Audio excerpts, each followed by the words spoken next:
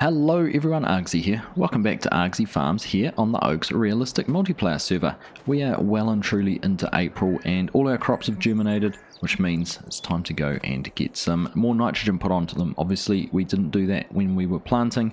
The only way we've got to apply nitrogen at the moment is here with the spreader. So I'm quite eager to get over and have a look at our tram lines to see how they all worked out. So we're going to jump up into the tractor, just check that we've got everything hooked up in here. It doesn't look like it is. There we go.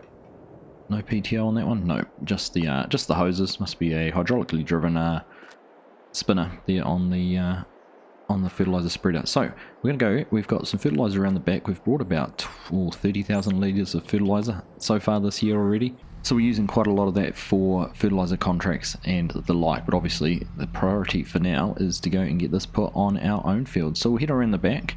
We will go and get this filled up. We've got 1900 litres in here. We've got a capacity of just over 3,000. I think it's 3,200. Somewhere like that. But we'll head on over. We'll have to adjust the spreader width on this just to work with our tram lines. The other thing I should do actually is I should go and put... we might head down to the shop actually and do that. We'll go and get the Kia tyres put on so we aren't squashing any of the crop if we do manage to stray outside of the tram lines. But that's right. We'll get that there. We'll open the cover. Get some fertilizer topped up and we'll head off and go and start doing some spreading. So that's everything full. Just as we head on out, we are going to have to go and make up some food for the animals. They're getting a little bit on the light side. Not the animals, they're getting pretty heavy actually, which is kind of good. That's what we were wanting them to do. But the feed quantities are just getting a little bit on the light side. Make sure we have our warning lights and everything like that turned on. So we do need to get in there and make sure that they are going to have enough feed. We're getting very, very low on straw. So low to the point we're not actually putting any bedding in at the moment. Crikey. We are just making do with what we've got and we're going to keep the straw for our feed mix. But let's just have a quick stop in here and go and have a quick look at our tram lines. But these have worked out and come out very, very well. I'm quite happy with the overall layout of these in the end. Everything has worked as I had hoped. So it does look really good. And in fact, I'll jump up in the air because it looks even better when you get up high. A few little spots like that where work didn't quite connect through to the end. But all in all, very happy with how these have turned out. And there you go, from above they look even better. A couple of little boo-boos just on the outside there as we were doing our first headland passes where we had a couple of issues with it turning on. But all in all, I think that's done a pretty good job. You can see the next field here, which is our canola field with Dazed. You managed to get the tram lines in there and then look up in the distance to our other two oat fields. Again, both with tram lines. A little bit of a different way to do them. The one that the worker did there on the left has worked out just a little bit differently, but I think it's probably the first time they were using it too. So we're all learning. We're all trying to figure out the best way to do these. But all in all, very, very happy and very satisfied with the end result. I think it looks really good from above. So we'll head on back down. We will go and jump back in the tractor, go get those tyres fitted down at the workshop, and then we'll be in starting our spreading.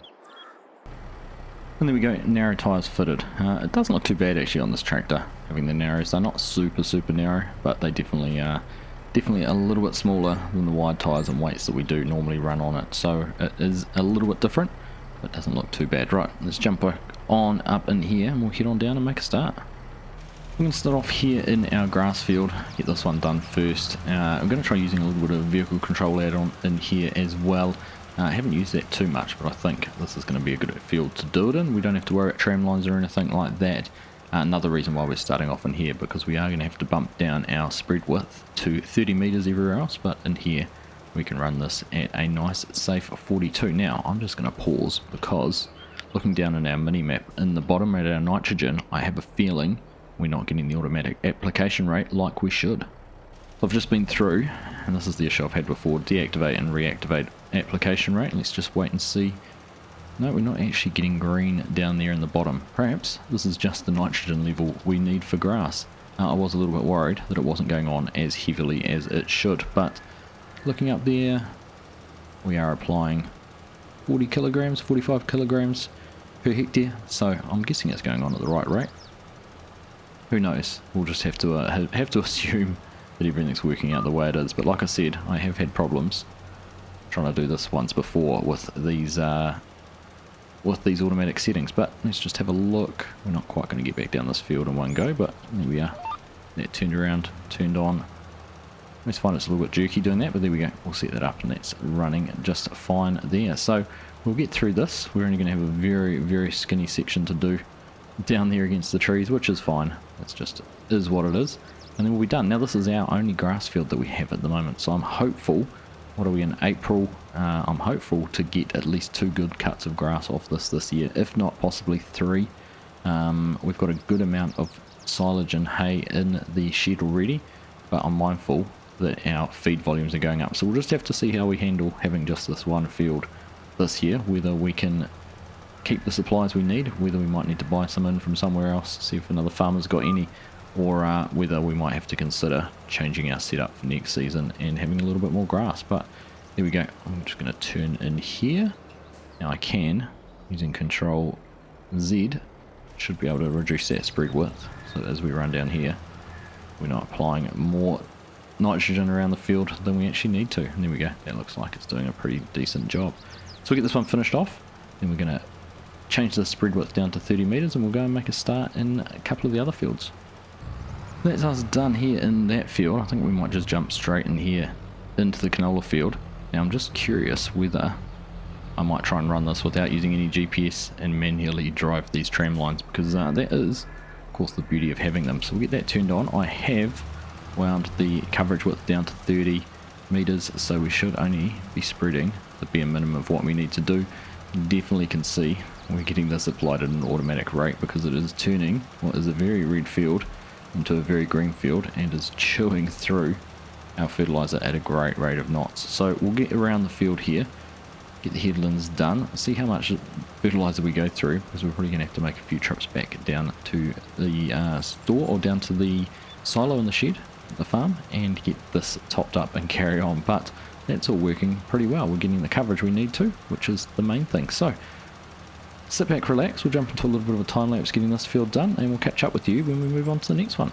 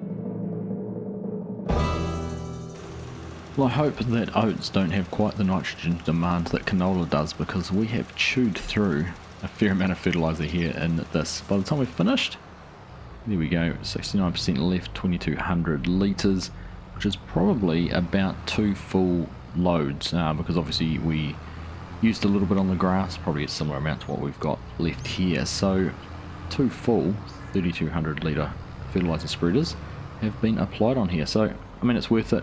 we'll get the boost in yield and all of that sort of thing when we get to harvesting. So that's not worth complaining about, but having to run back to the yard all the time to get topped up is a little bit frustrating. Anyhow, let's carry on down here. We'll go and jump into an oat field, see exactly what the demand is, whether it is as high or not, and then we'll carry on spreading with those. Now, you would have noticed, it's pretty evident, there is a significant amount of weeds that we do need to deal with. We'll have to get in there at some stage and tackle those. I'm not sure how we're going to do that yet. We don't have a sprayer. I know Dazed does, so we may even see if he wants to take care of the canola field, and maybe we can contract him to do our oats fields at the same time. We do have our weeder. I think the weeds are still small enough that we could go through them with the weeder, but I'm just not sure if it's worth it. Maybe we have to consider getting ourselves a sprayer or something like that too. But anyhow, let's head on in here. Go and get lined up over on our tram lines and see what we end up with. So we'll turn that on. Not sure what colour we're going to be changing here. Certainly not as high demand, is it? No, probably about half. Looking up there, we're only putting 100 kilograms per hectare on at the moment. We were putting over 200 in some areas in that past field. So certainly should see this fertiliser last a little bit longer going across the oats. So fingers crossed we've got enough to do both these fields while we're here, but like I said, not too far to get back down to the yard. So we'll carry on, get this field spread, get the next one spread, and we'll catch up with you again once we've finished there.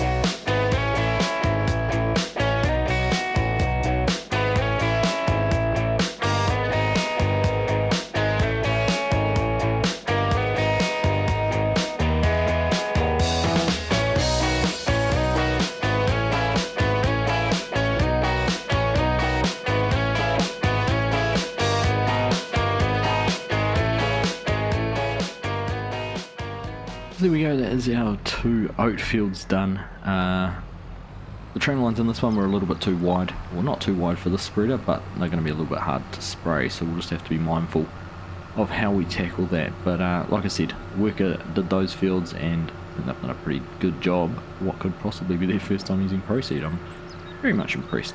Now, we've got 50% of a spreader left. We've got another field of a similar size, maybe even a little bit bigger than what we've just done.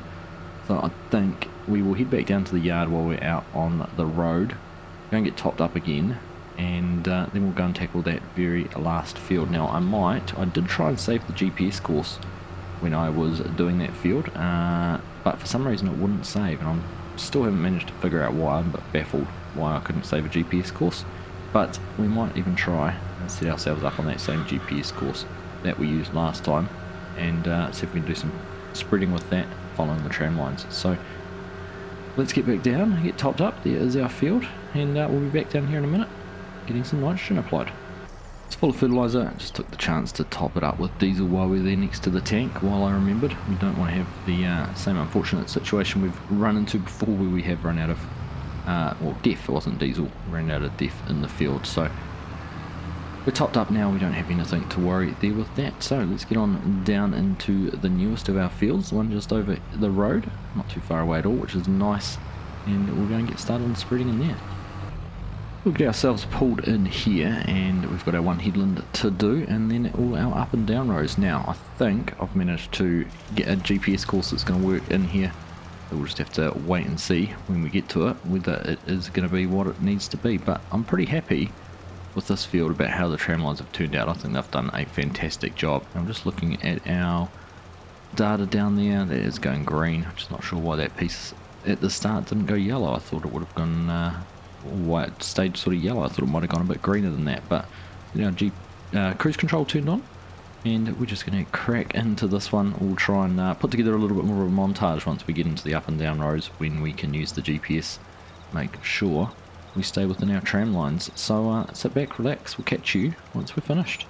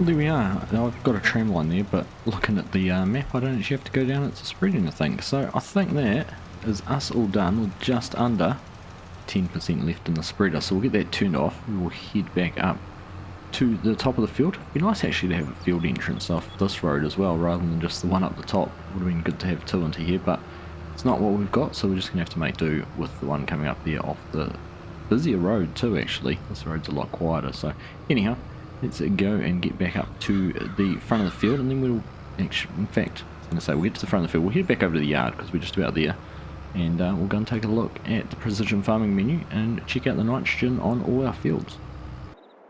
We've got the spreader disconnected, we've brought the tractor out, we're going to go and put that over on the feed wagon, but before we jump into doing that, I just thought I'd take a look here at the fields, at the precision farming data, and see how good it looks now.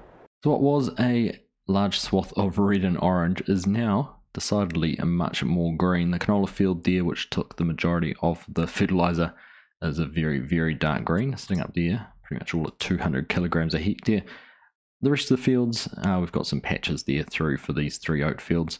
I don't know what's happened down here with the grass field. It's very, very patchy. I don't know whether it's meant to be like that or not, but it's kind of got areas at 60 and then areas elsewhere at 200. So a little bit strange, a little bit confusing as to why that's happened. So it is what it is. The main thing is that our fields are now looking in pretty good shape. So let's go and grab this. We're going to head on over and get a couple of loads of feed mixed up. So I've got the mixer hooked up. It is 18,000 litres. Now the normal mix I've been making up is 1 silage bale, 1 hay bale and half a straw bale. That gets us to about 13,000 litres. I then don't bother topping it right up, just for the risk of putting something too much of something in. You can see there we've got a maximum of 30% straw, 50% silage and 75% hay, so it is quite easy if you're putting something a little bit extra in to go a little bit over the top. So we'll get some bales out. I normally take 2 silage, 2 hay and 1 straw bale out at a time, and that's enough to make 2 mixes up. So first things first, I'll grab the silage and the hay bale. I can normally grab both of these at the same time to get that bent around there, and that is pronged, but we'll try and get a slightly better grip on that bale. There we go. We can manage to pick both of these up at the same time. That's what's that, 12,000 litres. Get those dumped off into there, lower them down so they're just over the edge, back in, and they will now get chewed up, and then we'll go and grab the straw bale. I need to make sure I pick this up pretty well because I don't want to have it falling into the wagon, so we need to basically pick it up, and then if we just come and get it just over top of the mixer and then just tip it in, there we go. We can see that that is starting to use up the straw if you look down in the bottom corner, so we get to about 3,500 litres, which is there, 3,560. That's close enough for me, and that's given us 15,500 litres of feed in there, 15,439, which is 22% straw, 35% silage, and 42% hay. So we will grab this, run it over to the other side of the barn, and get this unloaded, and we'll do this once more, and that'll put 30,000 litres of feed in. Currently the animals are consuming about 8,500 litres of food a day. We've only got 70 head of animal in there, so they definitely chew through it pretty quickly. And so there you go, just taking a quick look at our animal screen, 70 animals in there, and you can see our daily food requirements, 8,321 litres, so basically a mix every 2 days, and our yearly food there, almost 1,000,000 litres of food required. Water's not too bad actually, we can definitely top that up a little bit, but with the bigger bales that we have now, it doesn't take quite as long as it used to. That Bailey wagon is fantastic for topping these up. So we'll get this done, wait for it to unload fully, there we go, and we'll head over and do the next one.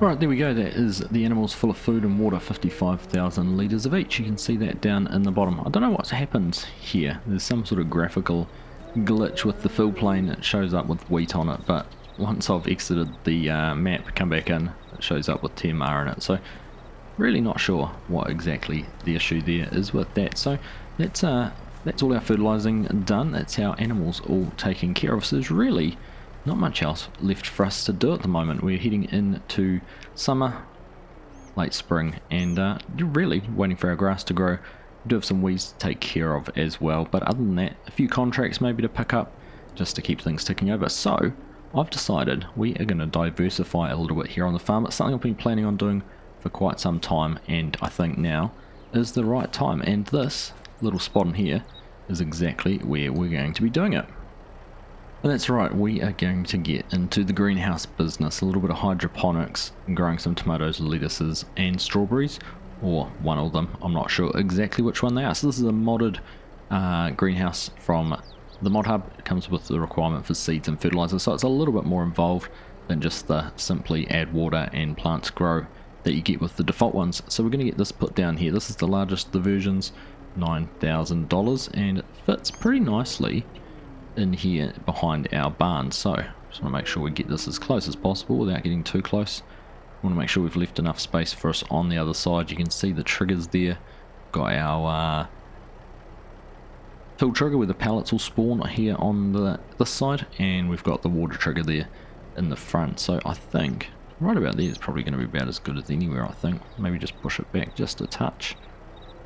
So let's get that built, $9,000, and we'll get it topped up and starting some production. And there we are, the proud owners of a brand new greenhouse. Let's just go and head over here. Should be able to open the doors. Yes, we can. We'll go inside and just have a look here on the trigger. So we've got two different options for each fruit type. Tomatoes with fertilizer or tomatoes with slurry there, or manure, sorry. So a couple of different choices. Again, lettuces with fertilizer or lettuces with manure, and strawberries exactly the same. So we could conceivably use the manure we're making from the animals over the way and put that in there. At the moment that all gets sold to Mark Haythornthwaite, so we might keep that going at the moment and buy fertilizer back from him to put in there. We'll give that some consideration and figure out what is going to be the best options. In terms of what we're going to produce, I was going to go for the crop that required, or the production that required the least amount of pallets, which looks to me to be lettuces. I think strawberries produces the most, but has the lowest price. I'm hoping lettuces produces the least, but should have the highest price, and tomatoes is in the middle. The lettuce maximum price there about 1100, makes it the top. Tomatoes in the middle, 560, pretty much about half of lettuce.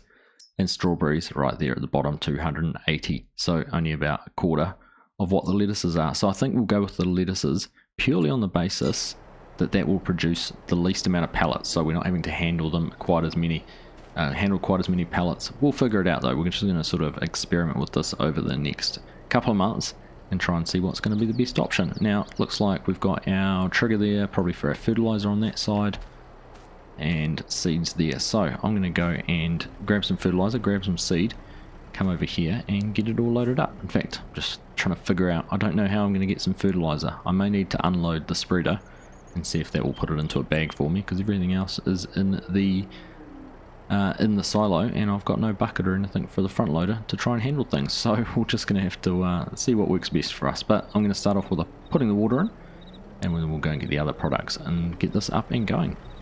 We can put a maximum 20,000 litres of water in, which is about a full load. I'm not going to bother topping it right up for now. We'll just put what is in there. We need 3,000 litres of fertiliser and 3,000 litres of seed to top it up, which is probably about what we've got left sitting over the shed, in fact. Certainly if we bring the fertiliser over and unload it, and it unloads into bags, that will be pretty much perfect, because that's got 3,200 litres of fertiliser in it. So we'll go and grab some seed and bring that back over, and then we'll go and figure out how to get the fertilizer sorted. Alright, so seed first. Let's just see if we come in here. There we go. Did get a trigger there. We've got the bag on the right emptying out. We have to wait until that's emptied. The one on the left did start going. We might just have to move over a little bit. There we go. That was the other bag done. I'm not sure exactly how much we had left over, but that is going to be all our seed gone. We do have half a bag of canola seed, but I don't know if it would recognise that. So that's that done. I'll take the weight off and we'll go and bring the fertilizer spreader over and see if we can get that unloading over here. So just looking at our menu for the controls, we've got the option to unload solid fertilizer to big bags. We can switch between big bags and pallets, but I think big bags is going to be our best option here. So we press Alt-I. It's unloaded its pallets. Oh well, it is what it is. So we'll try and pick one of these up and go and put them over into the trigger.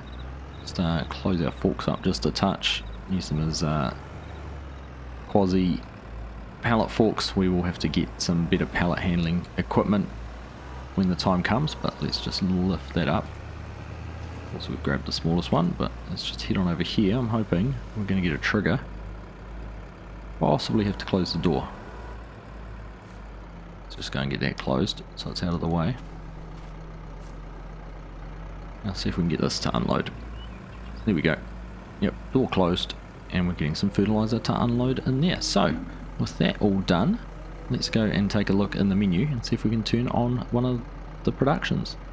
So all our inputs, water, seed and solid fertilizer are there, and that's all we need here for the lettuces. So we're just going to hit activate, and that is going to be our priority for this month. So will be interesting to see exactly what we get. We're obviously not going to go through the full cycles this month, but obviously interesting to see what we get next month. Now, can I activate that at the same time? I think I can. So we could conceivably run all three productions at the same time, which actually could be a better option. It's going to use more of our materials, more of our seed and fertilizer, which is obviously where our expense will lay. But at the end of the day, if we're getting an income off it, it may make it worthwhile. So yeah, it'd be interesting to see how it all works out. I'll grab these two, we'll go and get them put over there as well. And would you look at that, we've already got lettuces growing in the greenhouse. How awesome. Perfect. Alright, well, I'm going to wait with bated breath to see whether our investment is going to pay off or not in the long run. We will have to check back in the next episode, so stay tuned to find out whether lettuces or greenhouses is in fact going to be a good passive income here for us on the Oaks. So, diversification, that is the name of the game. Anyhow, that is a fantastic place to wrap up this episode. Lots achieved, lots done, but it is just heading into one of those quieter times of the farmers. The sort of work seems to come and go in big chunks, so we need to try and figure out a way to better manage that workload. Anyhow, from me, I hope you've enjoyed that episode. Thank you all very much for watching, and I'll catch you in the next one.